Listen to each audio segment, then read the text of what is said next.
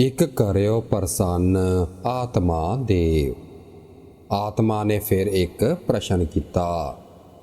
ਅਨਭੰਗ ਰੂਪ ਅਨਭਉ ਆਪੇਵ। ਹੇ ਨਾਸ਼ ਤੋਂ ਰਹਿਤ, ਡਰ ਤੋਂ ਬਿਨਾ ਅਤੇ ਭੇਦ ਭਾਵ ਤੋਂ ਮੁਕਤ ਰੂਪ ਵਾਲੇ, ਯਹ ਚਤੁਰ ਵਰਗ ਸੰਸਾਰ ਦਾਨ। ਸੰਸਾਰ ਵਿੱਚ ਦਾਨ ਦੇ 4 ਵਰਗ ਕਹੇ ਜਾਂਦੇ ਹਨ। ਕਿਹੋ ਚਤੁਰ ਵਰਗ ਕੀ ਜੈ ਵਖਿਆਨ। ਕਿਰਪਾ ਕਰਕੇ ਇਹਨਾਂ 4 ਵਰਗਾਂ ਦੀ ਵਿਆਖਿਆ ਕਰੋ। ਇੱਕ ਰਾਜ ਧਰਮ, ਇੱਕ ਦਾਨ ਧਰਮ। ਉੱਤਰ ਵਿੱਚ ਪਰਮਾਤਮਾ ਨੇ ਕਿਹਾ, ਇੱਕ ਰਾਜ ਧਰਮ ਰਾਜਨੀਤੀ ਹੈ ਅਤੇ ਇੱਕ ਦਾਨ ਧਰਮ ਧਰਮ ਨੀਤੀ ਹੈ। ਇੱਕ ਭੋਗ ਧਰਮ, ਇੱਕ ਮੋਚ ਕਰਮ।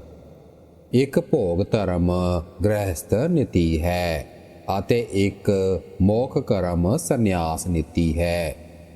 ਇੱਕ ਚਤੁਰ ਵਰਗ ਸਭ ਜਗ ਪਨੰਤ। ਇਹੀ 4 ਵਰਗ ਸੰਸਾਰ ਵਿੱਚ ਕਹੇ ਜਾਂਦੇ ਹਨ। ਸੇ ਆਤਮਾ ਪ੍ਰਾਤਮਾ ਪੁੱਛੰਤ।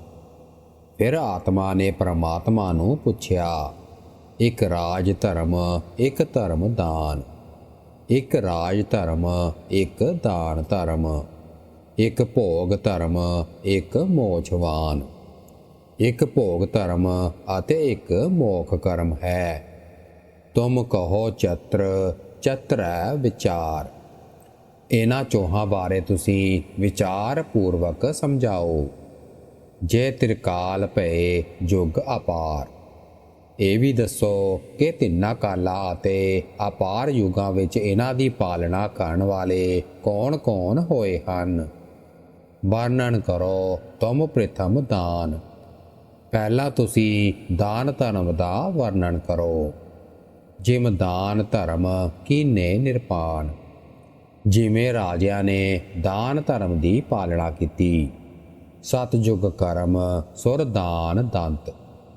ਸਤਯੁਗ ਵਿੱਚ ਦੇਵਤਿਆਂ ਵਰਗੇ ਕਰਮ ਕਰਕੇ ਦਾਨ ਦਿੱਤਾ। ਭੂਮਾਦ ਦਾਨ ਕੀਨੇ ਅਕੰਥ। ਅਤੇ ਭੂਮੀ ਆਦਿ ਦਾਨ ਕੀਤੇ ਹਨ ਜੋ ਕਥਨ ਤੋਂ ਬਾਹਰ ਹਨ। ਤ੍ਰੈ ਜੁਗ ਮਹੀਪ ਵਰਨੇ ਨਾ ਜਾਤ। ਤਿੰਨਾਂ ਯੁਗਾਂ ਦੇ ਰਾਜਿਆਂ ਦਾ ਵਰਣਨ ਨਹੀਂ ਕੀਤਾ ਜਾ ਸਕਦਾ। ਗਾਥਾ ਅਨੰਤ, ਉਪਮਾ ਅਗਾਤ। ਕਿਉਂਕਿ ਉਹਨਾਂ ਦੀ ਕਥਾ ਅਮੁੱਕ ਹੈ ਅਤੇ ਉਪਮਾ ਕਥਨ ਤੋਂ ਪਰੇ ਹੈ। ਜੋ ਕੀਏ ਜਗਤ ਮੈਂ ਜਗ ਧਰਮ। ਉਹਨਾਂ ਨੇ ਜਗਤ ਵਿੱਚ ਜੋ ਯੱਗ ਕਰਦੇ ਹੋਇਆਂ ਧਰਮ ਕੀਤੇ।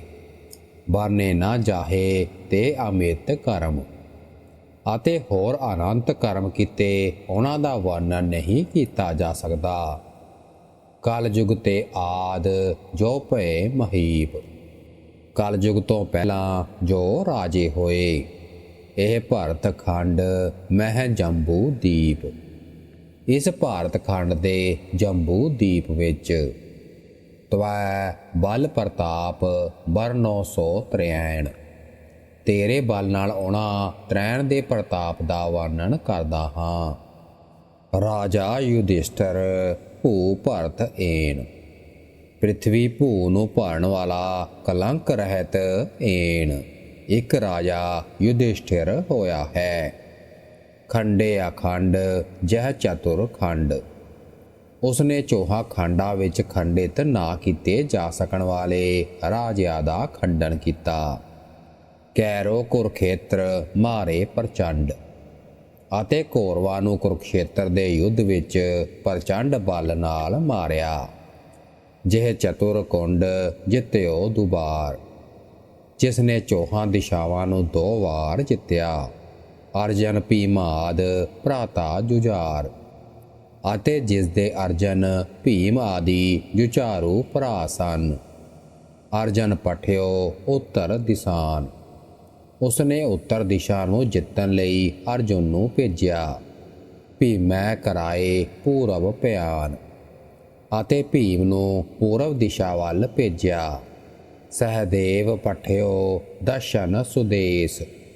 ਸਹਿਦੇਵ ਨੂੰ ਦੱਖਣ ਦੇਸ਼ ਵੱਲ ਘੱਲਿਆ। ਨੁਕ ਲੈ ਪਟਾਏ ਪੱਛਮ ਪ੍ਰਵੇਸ਼।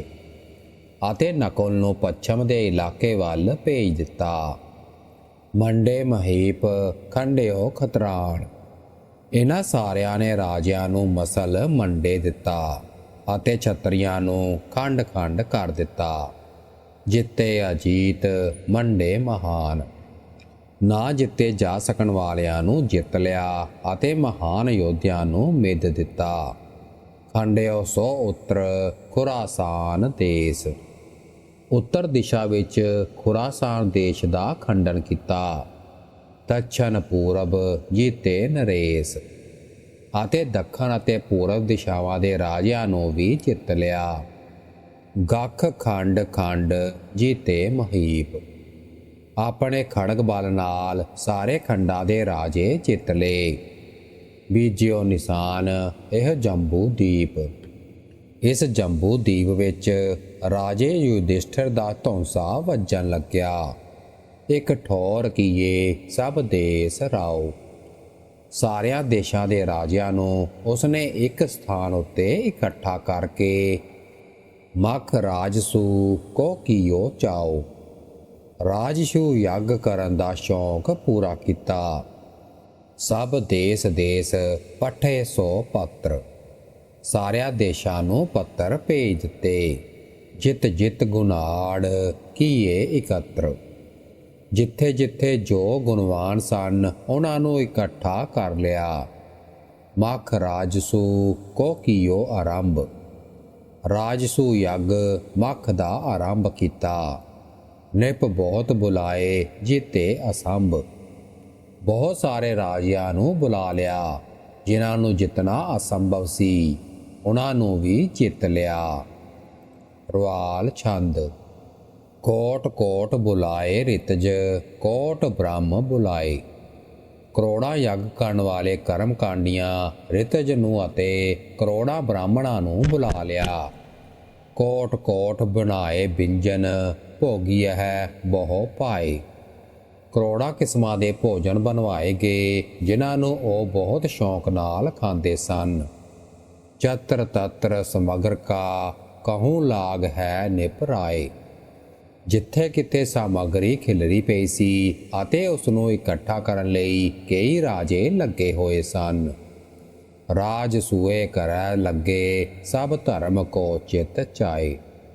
ਸਾਰੇ ਰਾਜੇ ਜਿਨ੍ਹਾਂ ਦੇ ਚਿੱਤ ਵਿੱਚ ਧਰਮ ਕਰਨ ਲਈ ਚਾਅ ਸੀ ਰਾਜਸੂ ਯੱਗ ਵਿੱਚ ਲੱਗੇ ਹੋਏ ਸਨ। ਏਕ ਏਕ ਸੁਵਰਨ ਕੋ ਦਿਜ ਏਕ ਦੀਜੈ ਭਾਰ। ਯੱਗ ਕਰਾਉਣ ਵਾਲੇ ਰਾਜੇ ਨੇ ਕਿਹਾ ਕਿ ਇੱਕ ਇੱਕ ਬ੍ਰਾਹਮਣ ਨੂੰ ਇੱਕ ਇੱਕ ਭਾਰ ਸੋਨਾ ਦਿਓ।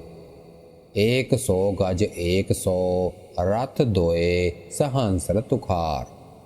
100 ਹਾਥੀ 100 ਰਥ 2000 ਘੋੜੇ। ਸਹੰਸ ਚਤੁਰ ਸੁਵਰਨ ਸਿੰਘੀ ਮਹਿਕ ਦਾਨ ਅਪਾਰ। 4000 ਸੁਨਹਿਰੀ ਸਿੰਘਾਂ ਵਾਲੀਆਂ ਮੱਝਾਂ ਦਾ ਅਪਾਰ ਦਾਨ ਦਿਓ। ਏਕ ਏਕੈ ਦੀਜੀਐ ਸੁਨ ਰਾਜ ਰਾਜ ਅਵਤਾਰ। ਇਤਨਾ ਕੁਝ ਇੱਕ ਇੱਕ ਬ੍ਰਾਹਮਣ ਨੂੰ ਦਿਓ। ਹੇ ਰਾਜਿਆਂ ਦੇ ਰਾਜਿਓ ਸੁਣੋ। ਵਾਹਿਗੁਰੂ ਜੀ ਕਾ ਖਾਲਸਾ ਵਾਹਿਗੁਰੂ ਜੀ ਕੀ ਫਤਿਹ।